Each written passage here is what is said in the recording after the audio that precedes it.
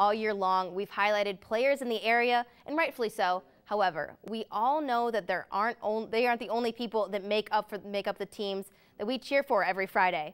Senior reporter Sean Neidig gave you our Gridiron Glory Player of the Year watch list.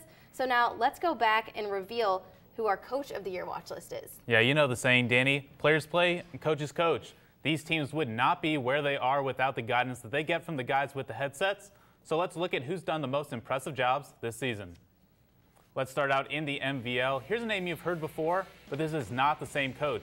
Paul Culver III this time makes my list for Sheridan. The Generals just ended Tri-Valley's 47-game conference win streak last week, and they haven't missed a beat under legendary coach Paul Culver Jr.'s son. I also have to give props to Philo coach Dirk Lincecum. The Electrics are the only unbeaten team in the MVL in the conference, and their offense really is, well, electric.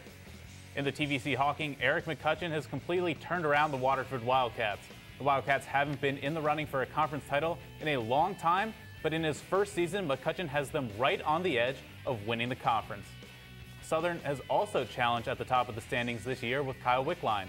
The Tornadoes have lost 2 games in a row in the past a couple weeks ago, but at one point were ranked as high as number 7 in the state in Division 7. In the TVC Ohio, Rusty Richards has done a great job in his first year as head coach of the Buckeyes. Nelsonville York was dead last in the conference last year, but this year the team is challenging for the title. And right up the road in the Plains, Ryan Adams became the winningest coach in Athens history last week, and the Bulldogs are putting together another strong season. And finally, in the SEOAL and Columbus area, this might have been the hardest area to pick 2 candidates.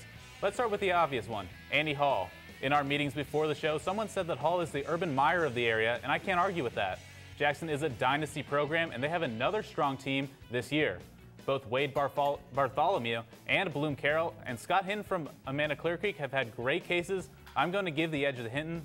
We'll see how the playoff picture shapes up for the Aces and the Bulldogs, but as always, none of these coaches are locks to be Coaches of the Year finalists, so you'll have to stay tuned for our final list. Well, I'm looking forward to it. Thanks a lot.